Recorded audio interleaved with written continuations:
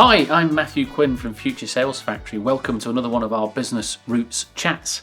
I'm here today with Evelyn McDonald, who's the CEO of Scottish Edge. Evelyn, how are you? I'm good. How are you, Matthew? I'm blissful. Thank you very much. Always lovely to see you. Lovely to see you too. Good. Well, for those, I'm familiar with it, but for those out there that aren't familiar with Scottish Edge, tell us about it. So, Scottish Edge is Scotland's biggest business competition, and we support early stage, innovative, high growth potential entrepreneurial startups by providing finance in the form of grants and loans and various forms of support to help those businesses to grow. And we do that with the aim of having a positive impact on the Scottish economy. What we're hoping is that by putting in that extra cash and that extra support, those businesses will create jobs, and they will also develop a product or service that they can sell, not just in Scotland, but out with Scotland, bringing money back into the Scottish economy. So they will have a positive impact on Scotland.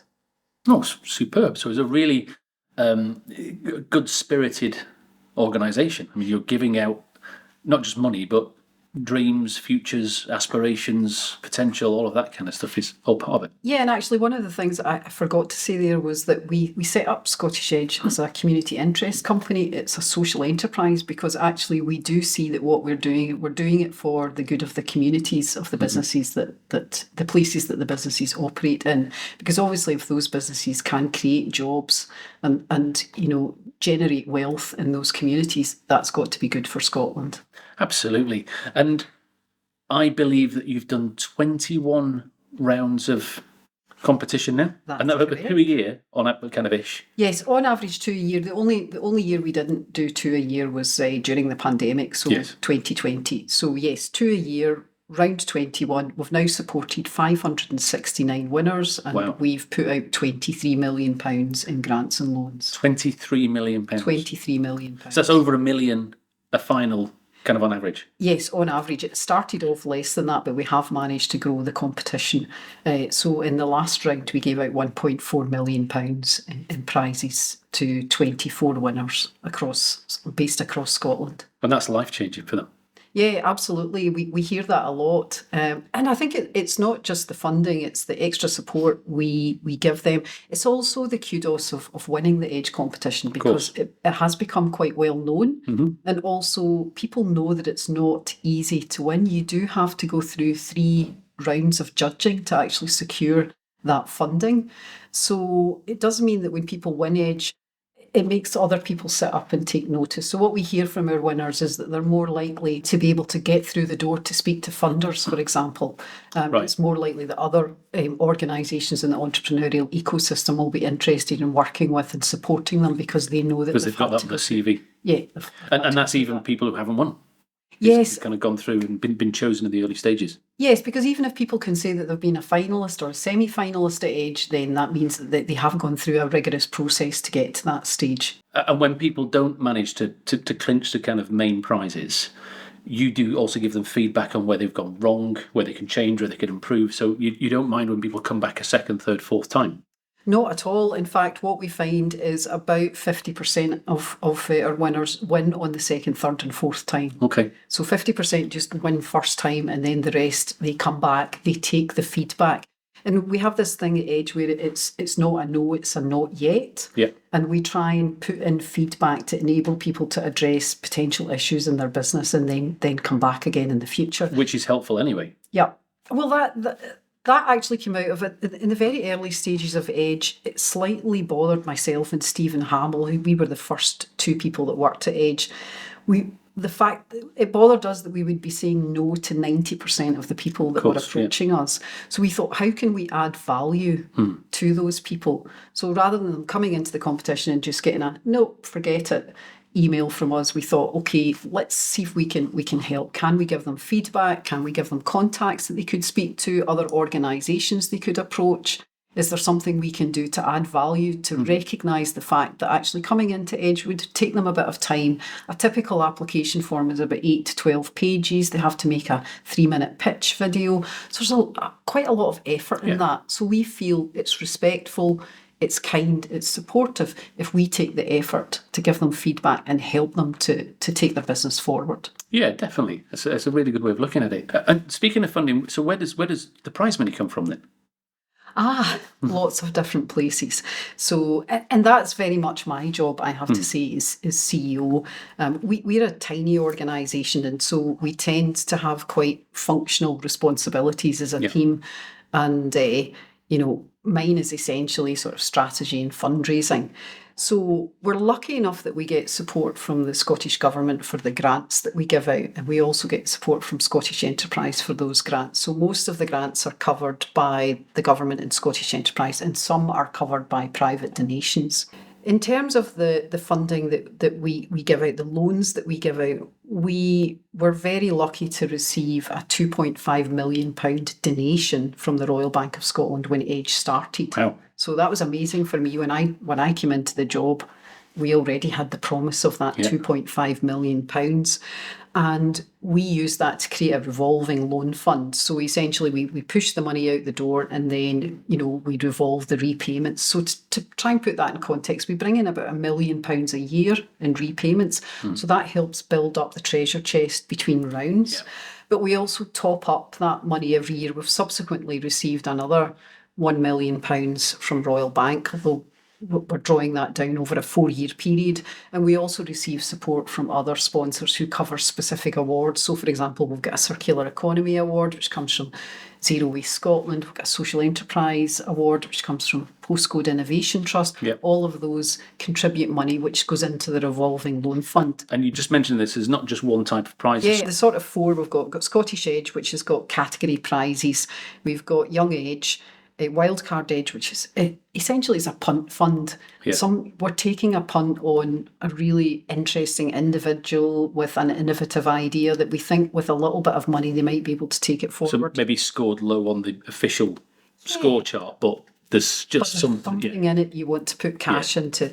And then we've got Social Enterprise Edge, which is supported by the People's Postcode Lottery. Yeah. And that enables us to help 1 or 2 social enterprises with every round. So, okay, it's a fascinating thing. And there's loads of good stuff in there. And as I say, I've been familiar and part of Scottish Edge, if I may be so bold, for quite some time. But I'm not convinced that would be the young Evelyn's dream of the future. So if you go back in, not many years, but a few years back in time, back to the 12-year-old Evelyn, what did you want to be when you were older? What was your dream? My dream was to write TV adverts. Really? Yes. That's amazing. I was not expecting you to say that. Yeah, so... Where did that come from? I don't know, I just loved the creativity of the advertising that I saw in the sort of the 70s and 80s, the Cinzano ads, the cigar ads. Hamlet cigar. Cigar ads. Yes. I just loved all of those things. They were great fun, though. You could get away with more as well, I think. I just thought that how much fun it would be to be coming up with those ideas and to be... Is the Cinzano one the one with Leonard Rossiter? And he's on the airplane seat and goes back, yes, of course. My Lord, yes, I'd forgotten all about those. So, okay, you wanted to get into that creativity and be part of that. And did you try for that? Yeah, so essentially I went to Glasgow Technical College, which is now Caledonian University, and I did a degree in communications, which was a very new degree for them, and it was a practical degree that was designed to help people to get into PR and advertising.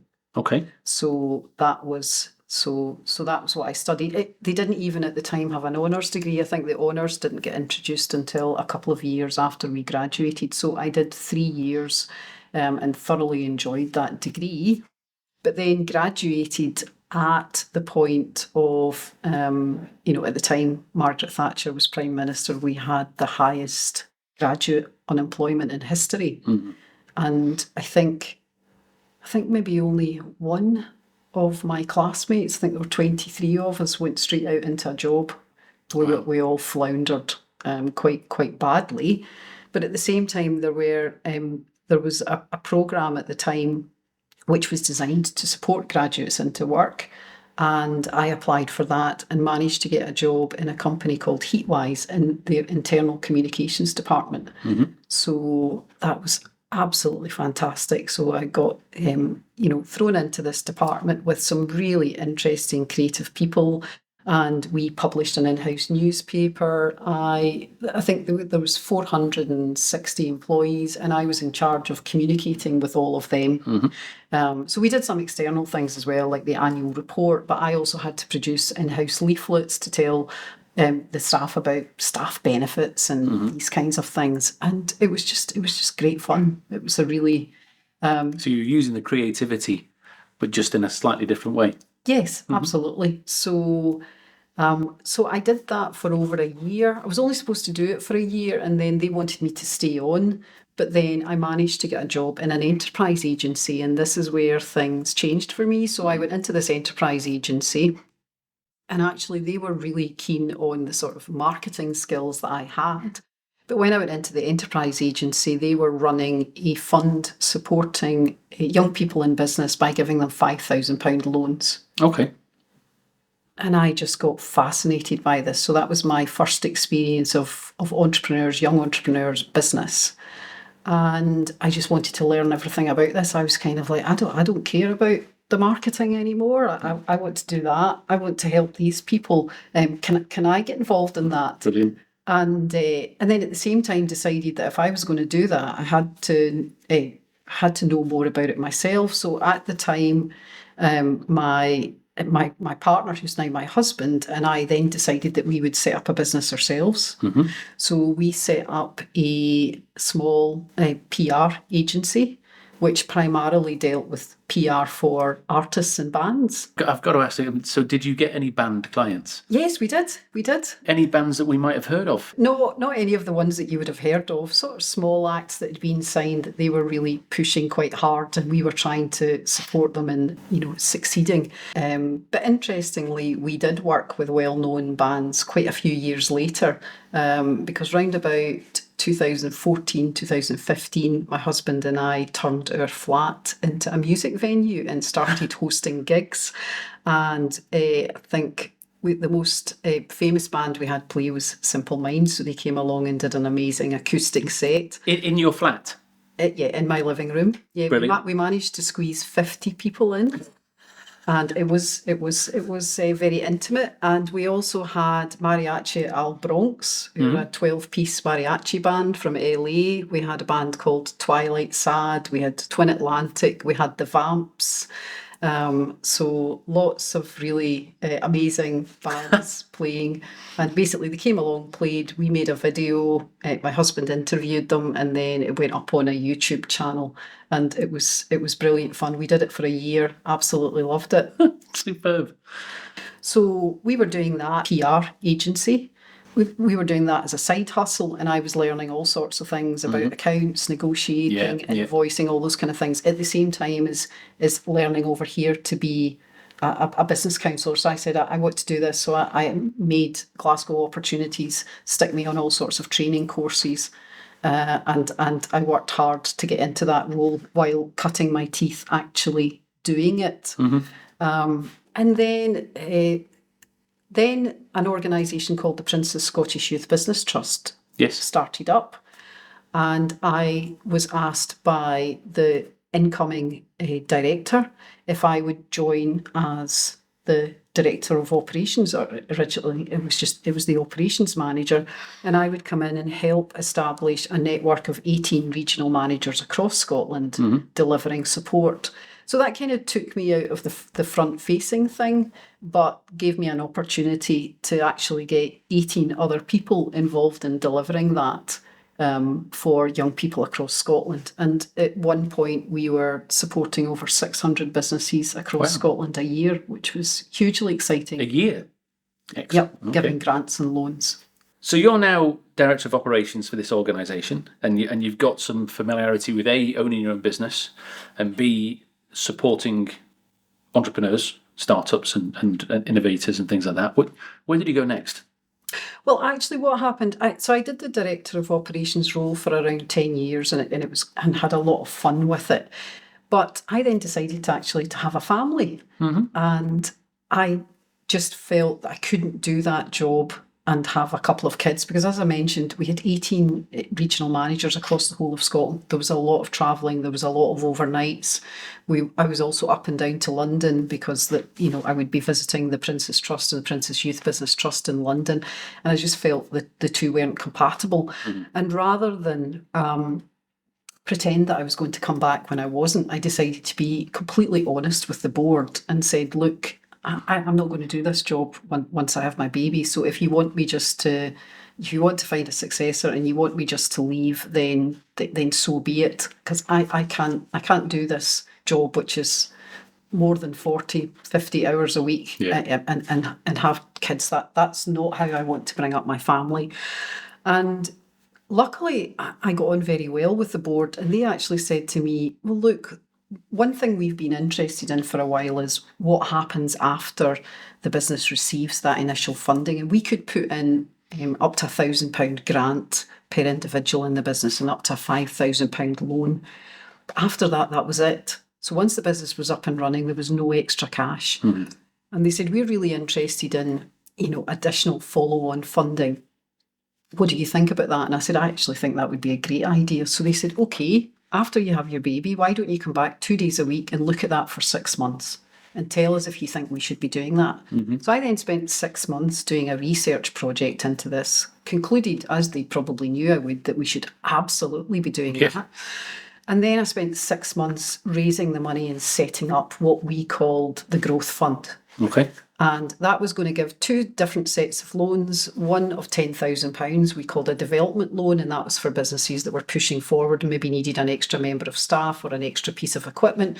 And then we had the accelerator loan, and that's for businesses that really wanted to push further. And that accelerator loan would typically be part of a package of finance they would be bringing in order to grow. And I launched that fund on the day I found out I was pregnant with my second child, which maybe wasn't the best timing. And I started running it, and initially that was 2 days a week, and then it became 3, and then it became 4. And I loved that job. I absolutely loved it. It was great fun. My job was to go out, was to identify the businesses that needed the support, to spend time with them, to build their business plan, build their financials, then put a panel together who would go and one of the members of the judging panel would go and visit the business at their premises and write a report for the other judges, and then the person would come in and pitch to them. So a lot of the stuff we do at Edge. And we would then put the funding in, and then I would match them with a mentor who would look after them during the period that they had the loan from the Growth Fund. So I did that for 10 years. And actually the interesting thing for me was that while I was running that, and I mentioned I had to raise money, I raised money from Sir Tom Hunter, and I got to know Sir Tom really well. He was also on the board at the Princess Scottish Youth Business Trust. I raised money from the Royal Bank, and I got to know a lot of people who were involved in supporting businesses across Scotland, whether that was actually the support ecosystem or people like Sir Tom and the Royal Bank who were looking to put funding in to help businesses to grow. And then during that, my time there, Scottish Edge started up at Scottish Enterprise, and they got in touch with me and asked me if I wanted to judge. And I thought, sounds great, let's go along and participate as a judge. So I judged the first stage in, I think, round 2. In the second round, I was a semi-final judge, and then I think I was back to first stage by round 4, by which point I had pitched to the government to set up Young Edge, and they gave me the funding while I was at PSYBT to set up Young Edge. And then the job came up at Scottish Edge, and it seemed like the right thing to do. Scottish Enterprise had decided to push Scottish Edge out to the private sector. They were looking for a CEO. I had years of experience running a revolving loan fund. I had built a community of businesses that had been the contacts with the Royal Bank and with had contacts. I knew Sir Tom, who was supporting Scottish Edge. I knew the team at Royal Bank who were supporting Scottish Edge. You're fundamentally the most perfect person. I think I was, but it was also incredibly lucky because things were changing at the Growth Fund. The Princess Trust had merged with the Princess Scottish Youth Business Trust. They were looking at all the different things that they were delivering, and they had decided that they didn't feel the Growth Fund was a core business activity. So whilst they acknowledged that it had been successful and we'd helped some really interesting businesses, it wasn't where they were focused. So they were in the process of looking at winding that up, and I was faced with kind of losing what had been my baby for the last 10 years. And then another one came along, and it felt like, it was just incredibly lucky, actually, because it was the perfect job for me. Yeah, I mean, you say lucky, right? But and if you go back to the things we've talked about, it does sound like a very lucky journey, but you've put yourself in the right place at the right time. Do you really think that's luck, or is it putting yourself in the position where you receive some luck? Which one is it? I think it's a combination of the two. I mean, I do also like that phrase, that the harder I work, the luckier I get. Yeah. And I think that, it's all very well to be in the right place at the right time, but people are still not going to consider you for those roles unless you have that enthusiasm, that creativity, that hardworking mindset that they're looking for. So, I am saying I did feel incredibly lucky that the Scottish Edge job came up at the right time. But the reason that I got that job was because Of who you are. because Sir Tom and the Royal Bank and the various other organisations involved, the Scottish Government, they could see how hard I had worked with the Growth Fund and how passionate I had been about that. And I think could see that I would take those learnings and that passion and enthusiasm for business and bring that to Scottish. So you're making your own luck. To a certain extent, but I still feel I still feel blessed. Lucky. Yes, I still feel lucky. So this very lucky, very, very positive, very happy, enjoyable story, there must have been some humps along the way, Evelyn. What challenges have you faced? Oh, I think the worst one for me was the pandemic. Oh, really? Oh, yeah. I was scared, because as soon as things started to go wrong, our phone just didn't stop ringing, or the email didn't stop pinging. Because at the time of the pandemic, we had supported around just over 400 businesses. Quite a lot. I think about a quarter of those had loans, so about 130 of those had loans to us. So they were getting in touch saying, I don't know how to pay this. I'm not going to be able to pay my loan. In fact, I don't even know if I'm going to be able to continue trading, because obviously right at the very beginning, we forget now there was no bounce back loan scheme, there was no job retention scheme, there were no government grants. Right at the very beginning, we were thinking, how long is this going to last? And are we going to be able to trade through it? And how on earth are we going to survive?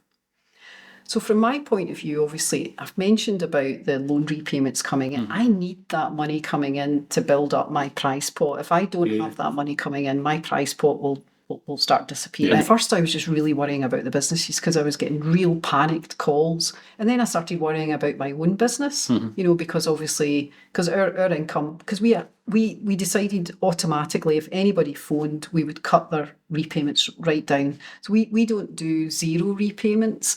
But what we tend to do is if someone's struggling, we say, okay, just pay £25 a month. That keeps their direct debit live, which is easier from an administrative point of view. So we just decided we would automatically do that with everyone that was panicking. But what that meant is that our income just fell off the cliff. And then, of course, we couldn't run around, which then meant I couldn't take money from the sponsors and all this. So that was probably my biggest challenge. But what we did very quickly was what everybody did. We recast our cash flow. I paused the competition, trying to be as careful. It's a sensible thing to do. And then we decided that if we weren't running a competition, we would dedicate the time that we weren't running the competition, which I think was from April until July when we relaunched it, was dedicated to supporting each and every one of our businesses. What we would do is we would spend a week going through every single type of support you could possibly offer a business during the pandemic, and we would distill it into one newsletter and send it out to everybody every week. I would also stick in my song of the week because that's just me, and I love music. Born Free by Vic Reese. I think I did go into one of them actually. So, and that just created a really nice feeling because the alumni were coming back to us and saying, this is great, this is really helpful. We can see that you've got our backs. We can see that you care about what we're going through. Not everybody was struggling, but we did a survey at the beginning and about 65% of our winners either were struggling or were Worried kind of barely breaking even during the pandemic, and about 35% of them were either doing the same or better. There were a few that absolutely, took off during the pandemic. And if you think of when Edge started, kind of 9 years ago, and the pandemic was 3 years ago, then your oldest business would have been about 5 years old. Yes. If you see what I mean. So these are new businesses, and they're still in that primary stage where is the big danger period for any business is the first 5 years. And most of your people will be 1, 2, 3 years old, I guess. So they're real, no cash in the bank. That's right. No support, no loans already paid off, no capacity to get more loans. So it must have been very scary for them. So it was hugely scary. I mean, obviously the government did really step up with things like the job retention scheme, with all the different things. Scottish Enterprise put out a lot of grant funding to support. But I think at that beginning, that initial period, I don't think I'll ever forget that kind of March, April period. We've got to the end of the pandemic. Things are coming out. The biggest challenge faced and overcome, because that was, as you mentioned, that's when you started doing some of the finals online. And I remember hosted a couple of, maybe 2 finals. Yes, that's right. One in this very studio and one somewhere else. Things are now back on track with a few positive changes, like the online final, semi-finals and things like that. So it's actually a good thing at the end. Imagine you've gone back in time, back to, you've met the 12-year-old Evelyn, dreaming of writing TV adverts. What one bit of advice would you give that young lady? I think actually, I suppose the key piece of advice that I would give my younger self is actually something that I think that I have stuck to, which is work hard, ask questions.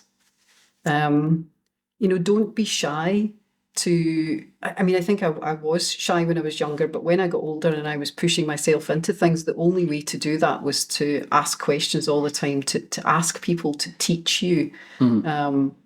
So I think always be curious, always ask questions, always try and learn. Life is a learning journey. You're never going to, you're always going to have things that you need to know more about. So just stay curious, stay learning, keep asking questions, keep asking for support. And be lucky. And try and be lucky, yes. Superb. Well, thank you, Evelyn. I really enjoyed that. Thank you very much for joining us. It was lovely. Thank you. And thank you to everybody out there for watching. If you want to know more about Scottish Edge, then you can look them up online or even apply for the next round of the competition. As you know, there are plenty more of these Business Roots chats on your normal podcast platforms. So if you want to watch some more interesting people like Evelyn, then please check them out. But for now, be lucky, and we'll see you soon.